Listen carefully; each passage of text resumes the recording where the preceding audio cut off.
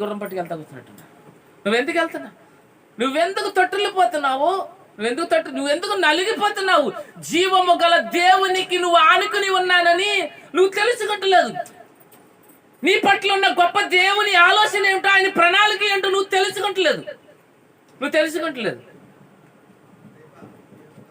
దేవుడు సమర్థుడు కాడేమో అని నువ్వు అనుకుంటున్నావు.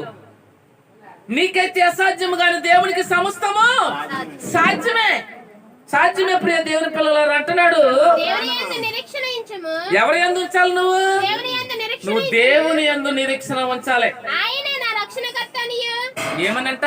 ఆయనే నా రక్షణకర్త అనియు నా దేవుడనియు చెప్పుకొనుచు ఇంకను. దేవుడికి స్తోత్రం. ఏమనుకోవాలంట? ఆయనే నా దేవుడని, ఆయనే నా రక్షణ కర్త అని నువ్వేం చేయాలంట? ఆయన్ని స్తుతించాలి. గాని లోకములో ఉన్నవారి వెనకాల వాడు మాటలు పట్టుకుని నువ్వు వెళ్ళకు. ఎందుకంటే ఎన్నిక లేని నిన్ను, ఎందుకు పనికిరాని నన్ను దేవుని మహాకృపను బట్టి క్రీస్తు సిలువ విలువైన రక్తంలో మనల్ని కడుక్కొని ఆయన ఉన్నతమైన రాజ్యములో వారసులుగా మనల్ని చేసుకున్నాడు. ఇంకా నువ్వు దిగజారిపోతుంటే విశ్వాసంలో, నువ్వు ఇంకా నలిగిపోతుంటే, ఇంకా తొట్టులు పోతుంటే, ప్రియ దేవుని పిల్లలారా, అంటే నీకు ఏం తెలియలేదంటే దేవుని ఉన్నతమైన స్థితి నీకు ఇంకా తెలియలేదు. తెలియని వాళ్ళు నువ్వు అలాగుంటావు. అలా ఉండకూడదు. మనం ఈ రోజు మనల్ని వాక్యంతో బలపరుస్తున్నాడు. మన హృదయానికి పొదును పెడుతున్నాడు. ఆయన వాక్యంతో పొదును పెడుతున్నాడు. అయినా సరే తుప్పట్టేస్తుంది. ఏమండి? రోజు గొప్ప నుండి రాస్తున్నాడు అంట కత్తికి బలకింద. పొద్దున ఐదుకి మళ్ళీ ఏమవుతుందంటే కత్తి ఇంత దశ తుప్పట్టేస్తుంది. ఇలా కొడుతుంది, ఇంత రాస్తుందంట. ఇప్పుడు ఆడు మంచిది అనుకుంటాడు, చెడ్డది అనుకుంటాడు. అది చిచ్చి. రోజు గొప్ప నుండి రాసి కొడవలను అక్కడ ఎడుతున్నాను, తెల్లారిదప్పటికే తుప్పట్టేయాలా ఆయనకి 2-3 సార్లు రాస్తాడు, 4 సార్లు రాస్తాడు. అప్పుడు పాతినానికి ఉల్లిపాయలు వేస్తామని వచ్చాడు అనుకో, దీన్ని పాడేస్తాడు అంతే. ఇది రోజు తుప్పట్టేస్తుందే. ఏ ఉల్లిపాయలకి వేసేసుకో ఉందా ఆవిడకి ఇంకా మెరుగు. మొన్న కొనుక్కున్న 4,000 రూపాయల ప్యాంట్ కూడా వేసేస్తుంది ఉల్లిపాయలకి, గిన్నెలకి కట్టాను. అర్థమైందా ప్రియ దేవుని పిల్లలారా? కానీ తుప్పట్టేసే కత్తిలాగా మీరు ఉండకూడదు. అందుకనే వారం ప్రతి విషయంలోనూ కూడా ఎప్పటికప్పుడు నిన్ను వాక్యంతో నీ హృదయానికి పొదును పెడుతున్నాడు. నువ్వు మెరిసిపోవాలి. తుప్పట్టేసిన కత్తిలాగా నువ్వు ఉండకూడదు. విశ్వాసంలో దిగజారిపోకూడదు. యేసుక్రీస్తు వారితో 3.5 సంవత్సరాలు తిన్నారు, తాగారు, ఆయన పాలయ్యారు, అద్భుతాలు చూశారు.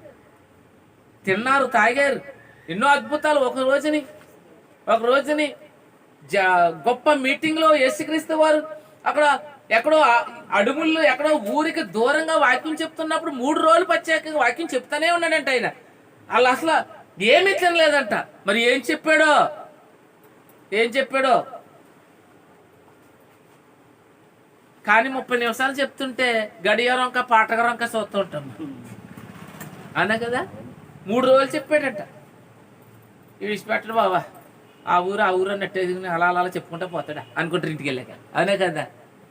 ఈ అమ్మాయి ఇంకా రాలేదంటే ఏం చెప్తావు అమ్మ, పాటగారు పట్టుకుంటానంటే వదలదు కదా. అవునా కదా. కానీ చెప్పింది చెప్పాలి. అదేనండి మనం కూడా. అవునా కదా. చెప్పింది చెప్పాలి కానీ ఏదో సోది చెప్పుకుంటూ పోతాం కాదు. నా సాక్ష్యము, నా కూతురు సాక్ష్యం, నా కొడుకు సాక్ష్యం, నా పిల్లల సాక్ష్యం చెప్పుకుంటాం కాదు. దేవుడి సాక్ష్యం చెప్పాలి మనం. అదవుతున్నదా? 3 రోజులు చెప్తే ఈ 3 రోజులు బచ్చారు. 3 రోజులు అయినట్టే తెల్లదంట వాళ్ళకి. మరి ఊరికనే పంపకూడదు కదా, దూరంగా వెళ్ళి కొనుక్కు రావాలని. అప్పుడు వీళ్ళు అనుకుంటున్నారు, ఇప్పుడు వెళ్ళమంటాడేమో, ఇంత అర్ధరాత్రిగా ఎక్కడి నుంచి తెస్తాము అని అనుకుంటున్నారు వీళ్ళు. వాళ్ళ హృదయాలు ఎరిగి ఉండి వచ్చిన వారిలో పిల్లల దగ్గర ఏమైనా ఉన్నాయేమో అడగండి అన్నాడు. ఇది తెల్లదేంటి? మీ పిల్లలకి ఎక్కడికైనా వెళ్తే ఏం పట్టుకెళ్తారు కూడా? కుర్కురు ప్యాకెట్లు అక్కడ పట్టుకెళ్తారా? చాక్లెట్లు పట్టుకెళ్తారా? మీరు తినకపోయినా ఓ బాటిల్ పాలు, ఓ బాటిల్ నీళ్లు పిల్లల కోసం, కుర్కురు ప్యాకెట్లు 4 ఇలాంటివన్నీ వేసుకుపోతారా? లేదా జంతికలు కట్టారు, ఇవన్నీ అరిసెలు ఇలాంటి పప్పులు కట్టెట్టిపోతారు పిల్లలకి పట్టుకెళ్ళిపోతారు. అవును. అలాగే కొంతమంది పిల్లలకి కొందరు రొట్లు, కొందరు చేపలు తెచ్చుకుంటే ఒక పిల్లోడి దగ్గర 2 చిన్న చేపలు, 3 రొట్లు, 3 చేపలు 2 రొట్ల, 5 రొట్లు, 2 చిన్ని చేపలు. ఎవరో దీవులు లాంటివి తెచ్చుకుందారు పిల్లలకే, తెచ్చుకుని రాయి కొత్త పెడదామని. మరి ఏడుతారు కదా ఇలా. రాజు అయితే దబదబా బాధేస్తుంది అంతే అక్కడ. అలా కాకుండా ఏడుతారని తెచ్చుకుని పెడుతుంది. మీ దగ్గర ఎవరి పిల్లలారా మీ దగ్గర ఏమైనా ఉన్నాయంటే 2 చిన్ని చేపలు, 5 రొట్టెలు ఉన్నాయన్నారు. అవి ఎలా పట్టుకురండి అన్నారు. అవి పట్టుకొచ్చాక ఆకాశం మంది ఆశీనుడైన దేవుని వైపుకు చూపించి ఆశీర్వదించినప్పుడు మరి 5,000 మంది పురుషులు, పిల్లలు, స్త్రీలు అందరూ తిన్నాక ఇంకా 12 గంపలు. 5,000 మంది అంట. 5,000 మంది పురుషులు లెక్కేసాడు. మరి వాళ్ళ భార్యలు ఉంటారా, పిల్లలు ఉండరా అంటే లెక్కేసింది పురుషులు. 5,000 మంది పురుషులు అన్నారు అంటే స్త్రీలు లెక్కలేదు. అంటే చూడండి, వాళ్ళ భార్యలు పిల్లలు ఉండరా. ఇప్పుడు ఈ రొట్లను చేపలు పట్టుకొచ్చింది పిల్లల దగ్గర నుంచి కదా ఉన్నారా లేరా? ఉన్నారు. అన్ని అద్భుతాలు చూశారు శిశువులు. అయినా సరే వాళ్ళు వాళ్ళ ఎంత విశ్వాసమో లేదు. అందుకనే అంజూరపు చెట్టు దగ్గరికి వెళ్ళా కానీ చిరాకు వచ్చేసింది. కాయలు ఏమైనా ఉన్నాయేమని చూశాడంట, ఏమీ లేవు. అవి మళ్ళీ చెట్టు కాయని రోజులంట. అది ఈ చెట్టు 3 సంవత్సరాలు బట్టి చూస్తున్నాను, దీన్నే కాపు లేదు, కాయ లేదు, పిండి లేదు, దీన్ని నరికిపడేయండి అని దాన్ని శపించాడట. వెంటనే ఎండిపోయిందంట. అప్పుడు వీళ్ళు అనుకుంటున్నారంటే ఇదేంటి కాయలు లేని చోటు వచ్చి కాయలు లేవని చెప్పించేటండి. అప్పుడు మళ్ళా యేసుక్రీస్తు వారు సువార్త ప్రకటించినప్పుడు మళ్ళీ శిష్యులు ప్రత్యేకంగా క్లాసు ప్రార్థన అయిపోయాక పేతురు గారు అడిగారంట, ఏంటి ప్రభు అలా చేసేవంటే, దాన్ని కదరు నాన్న, 3 సంవత్సరాలు బట్టి మిమ్మల్ని చూస్తున్నాను నా వెనకాల. తింటున్నారు, తాగుతున్నారు, అద్భుతాలు చూస్తున్నారు, మీ అంది ఏమి లేదు, విశ్వాసం లేదు. నువ్వు 30 సంవత్సరాలు అయింది బాప్తిజం తీసుకుని చర్చికి వస్తున్నావు. నేను చిన్నప్పటి నుంచి దేవుని దగ్గరికి వెళ్ళాను, కానుకలు ఇచ్చాను అంటున్నావు. నీ బతుకు బాగోలేదు ఇంతకని. ఎవరికే? దేవునికి. ఎన్ని సంవత్సరాల నుంచి వెళ్తే ఏం సుఖం ఉంది? ప్రారంభము కంటే అంతము ముగింపు నీ బ్రతుకు బాగోవాలి. అవునా కదా? పెళ్ళైనప్పుడు కంటే వృద్ధులైపోయినప్పుడు ఆ భార్య భర్తలు బాగోవాలి. అవునా కదా? పెళ్ళైనప్పుడు బాగానే అంటాడు, నువ్వు లేకపోతే నేను ఉండలేనండి, నువ్వు లేకపోతే అలాగంటది ఇలాగంటది. అబ్బో నువ్వు చాన్బాబులో ఉన్నావు, వెంకటేశ్వరలాగా ఉన్నావు, అలాగేలా ఉన్నావు అని పొగుడుతుంది. తర్వాత యోబు భార్య అయిపోద్ది, వీడు ఉన్నవాడు కాదు, చచ్చినోడు కాదు, మమ్మల్ని తినేస్తున్నాడు, పిల్లలు తినేస్తున్నాడు. నువ్వు ముసలి కదా, శాతత్వం ఎక్కువైపోయింది ఇలాగ అంటారంట. కానీ ఫస్ట్ లా నువ్వు సోన్ బాబు లాగా ఉన్నావు, ఏనర్ లాగా ఉన్నావు. అబ్బా నువ్వు ఇలా దూతే బాగుంటావు, లేదా అలా దూతే బాగుంటావు, ఇలా కటింగ్ వేసుకుంటే బాగుంటావు. అబ్బా నువ్వు రాశిలాగా ఉన్నావు, రంపలాగా ఉన్నావు అంటారు. అయ్యి బాబు నీ ముఖం చూస్తుంటే నువ్వు దేనిలా కనపడుతుంటాడు. మళ్ళీ ఇప్పుడు పిల్లలు పుట్టేస్తే పెరిగిపోయి నీ బతికేలాగుంది.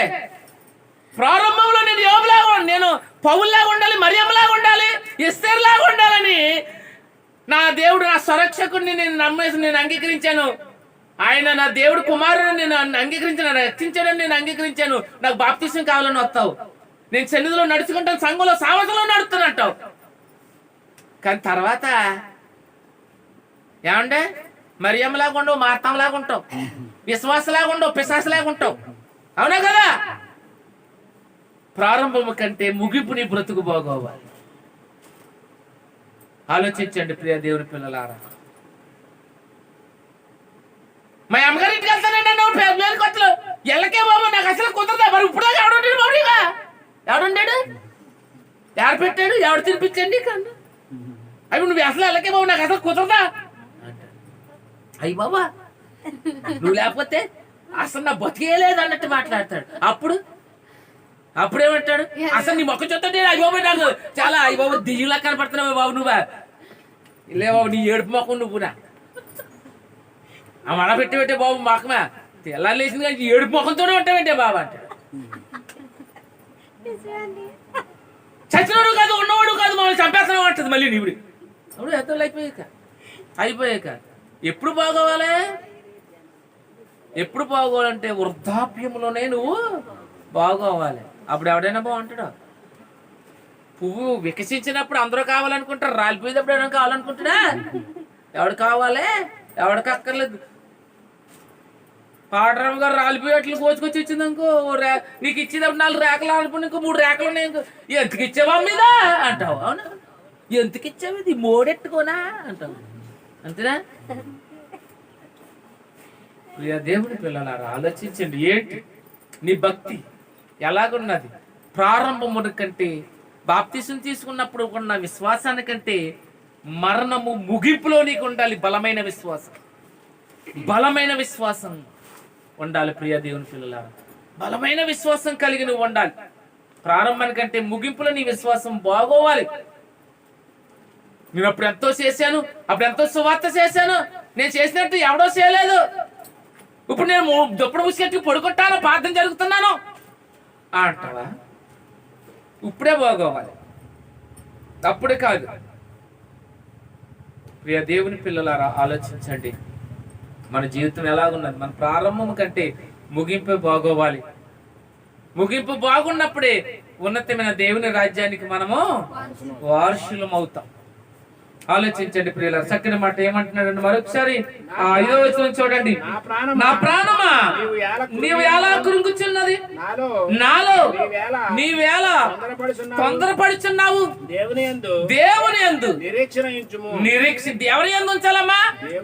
మీరు ఎవరి యందు ఉంచుతున్నారా? మనుషుల మీద ఉంచుతున్నారు మీరు నిరీక్షణ.